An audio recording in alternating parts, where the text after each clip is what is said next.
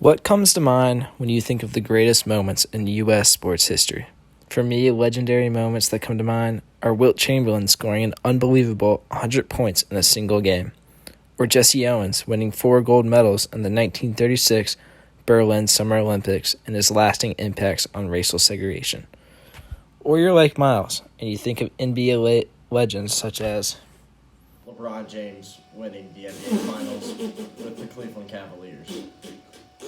That's mine. Or more likely, you're just like Braden and Tim, and you think of It's gotta be Miracle on Ice. I'll probably go with Miracle on Ice. topping both Bleacher Report's and Sports Illustrated's list of greatest moments in U.S. sports history is the Miracle on Ice. Rightfully so. It's an incredible story of a USA hockey team made up of scrappy college students epically defeating the greatest hockey team in the world during the 1980s Winter Olympics in the midst of the Cold War. To top off this great victory, the Americans then went on to win gold, locking themselves in place in American history, bringing out so much patriotic pride for our country. You believe in miracles? Yes! Unbelievable! When I think of the greatest moments in American sports history, all of these things come to mind. But what beats it all out for me, as a proud St. Louisan, is a tragically forgotten story of the Miracle on Grass. Here's what these SLU sports fans had to say when asked if they've ever heard about the Miracle on Grass. I haven't. Never once in my life. No, sir. On grass? No, sir. Sir. Miracle on Grass. I have not. I can't say I blame them, though, as unlike USA Hockey's 1980s team, the Miracle on Grass wasn't the number one Sports Illustrated moment. In fact, it wasn't even mentioned in their top 100. So what was the Miracle on Grass? Much alike the 1980s U.S. hockey team, in the 1950s World Cup, a band of semi-pro Americans defeated the juggernauts of the English national team, a team that at the time was undoubtedly considered by many the greatest team in the world, and were 3-1 favorites to win the tournament. Learn about this incredible story in U.S. soccer history and its unique tie to St. Louis sports that all St. Louisans should know.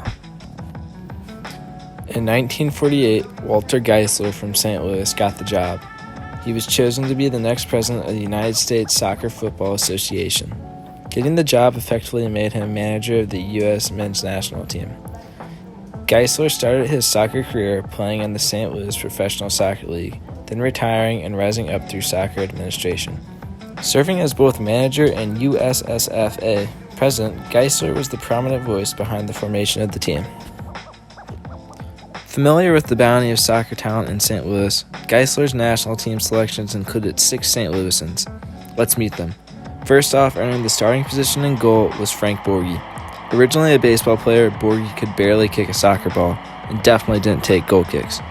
But it wasn't his feet that got him in the U.S. men's national team. It was his big hands.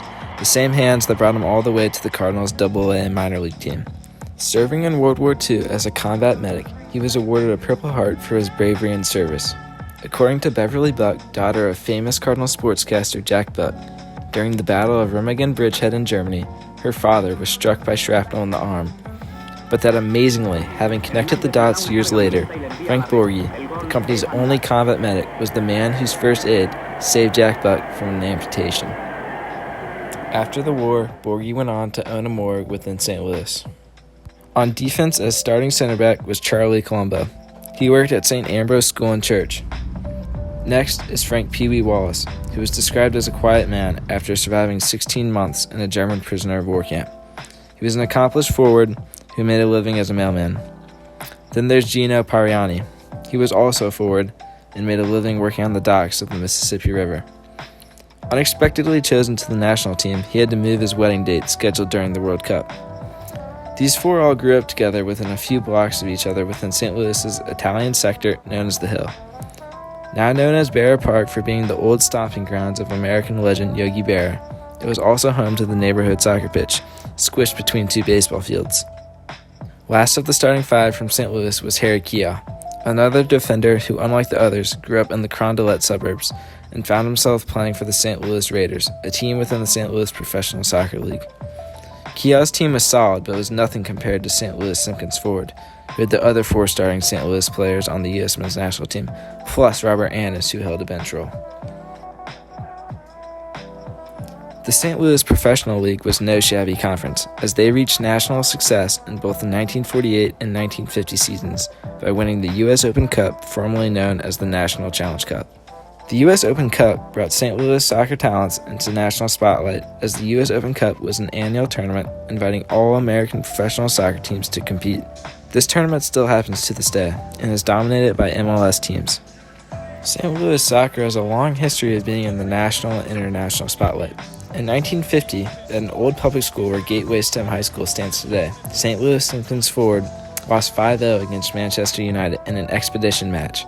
Other world-renowned teams such as Everton and Liverpool have also made the trip to St. Louis, playing against CYC All-Star teams. Other world-renowned teams such as Everton and Liverpool also made the trip to St. Louis, playing against CYC All-Star teams. Unfortunately, Geisler's selection of St. Louis players was met with much skepticism. Originally selected to the U.S. men's national team, Jack Hines was left without a spot to the World Cup after the New York Times published remarks said in confidence, showing Hines' distaste with the selection process. With a squad assembled, the U.S. men's national team set their goals to qualify for the 1950 World Cup. With the state of the world in 1950, many nations were unable to compete in the competition, leaving more room for America to qualify. Notable countries such as Argentina, Peru, Ecuador were missing from the tournament.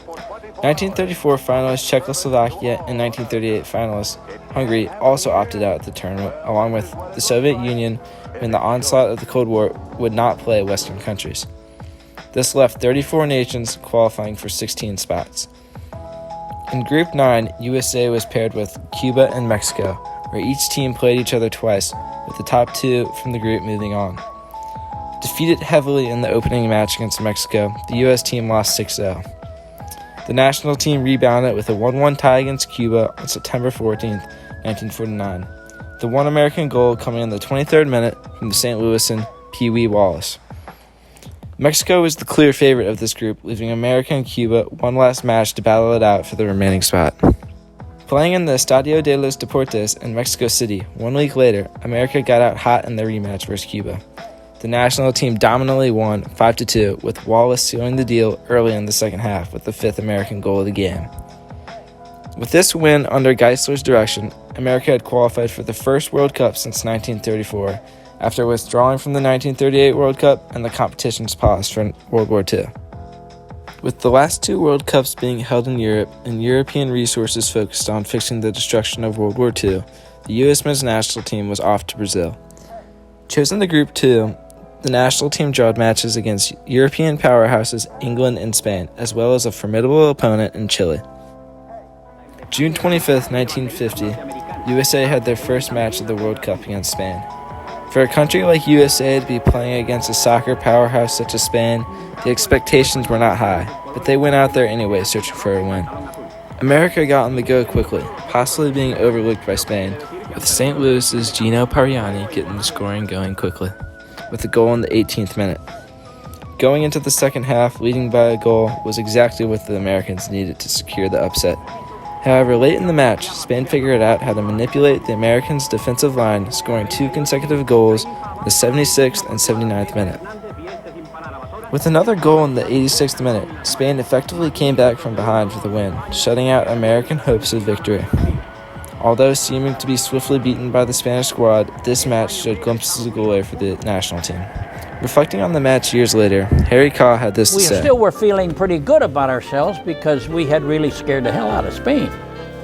And then we had another 2.5 days in between to play England, so we certainly didn't entertain any ideas we were going to beat them, but we figured we could give them a battle for it. Granted 4 days of rest, America prepared for its next fixture, set to take place on June 29th against World Cup favorites and soccer powerhouse England. Given the name the Kings of Football by the Brazilian press, a World Cup trophy for England was the expectation held by fans around the world. Anything else would have been a complete failure.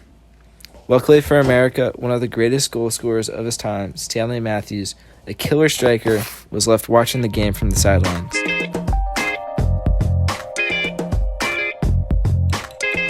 Having been sent on tour in Canada by the Football Association, Matthews missed England's first victory against Chile. England's manager, Arthur Drury, had a strict policy of never changing a winning side, and as a result, Matthews was not a problem for the Americans. According to everybody who ever wrote about Stanley Matthews, he was probably one of the greatest talents that there ever was. Now, had he played, the chances are they would have won, But the chances are they would have won anyway. The Americans went into the game with no expectations of victory. A team made up of mailmen, dishwashers, and an undertaker had little odds against the best in the world. Nevertheless, the game started, and they went off to try and accomplish the impossible. The English, who were shooting jokes and having fun, started the game dominantly. Being bombarded by the English, Borghi made save after save, keeping the score level. In the 37th minute, a dishwasher from New York, Joe Gatkins, got his head on the ball inside the box, placing it past the goalie, giving the Americans the lead. Lighting a fire in the bellies of the English, they came out even harder in the second half. Pressing too hard in a crazed state, the English play style became disorganized. In the later minutes of the game, Charlie Colombo took down English forward Stanley Mortson right out of the side of the penalty box. The guy was running straight ahead and away from him, and Colombo looked like he was too far behind him, and he just dove headlong and just hit him straight in the back of the knees and grabbed him like that. And, then they both went, they must have went 15 feet, till the momentum carried him. But like Colombo said, and of course that's the way Colombo was, He was getting away from me. I had to stop him some way. On the subsequent cross, English player Jimmy Mullins headed the ball down towards the net, bouncing past the keeper. Using his big hands, Borghi made an outstanding save, reaching back and pulling the ball away from the goal line. The British were adamant that they had scored, but the refs ruled Borghi stopped the ball before it crossed the entirety of the line. The Stars got their recognition. The Brazilian fans, rooting against their biggest competition, stormed the field and carried Borghi and Gatkins on their shoulders across the stadium. How come, then, one of the greatest sporting upsets of all time is hardly known? Well, in England, English press mistakenly reported England winning the match 10-1, believing that the score reported of America scoring 1 and England scoring 0 to be a typo. Well, then what about America? In America, players returned home only with congratulations from their families. There were no parades and celebrations, not even reporters. The American sports scene had no interest in the World Cup. The St. Louis Post-Dispatch included a story of the U.S. men's national team. It was one of the few outlets to give the game any publicity, as others deemed it unworthy of their time. After this, players went back to their normal lives, continuing to play for the teams in the St. Louis Professional League. Piat and Colombo continued to play with the U.S. men's national team in both the 1952 Olympics and the 1954 World Cup, but they never played a game bigger than against England. Piat would go on to reach incredible success in the soccer world, getting hired as SLU's head coach. In his first year under tenure, he took the team to a national championship in 1967. Over his 15 years at SLU, Piat accumulated 5 NCAA titles. 26 years later, in 1976, the players and coaches of the U.S. men's national team were more formally recognized for their incredible. The entirety of the team was inducted into the United States Soccer Hall of Fame.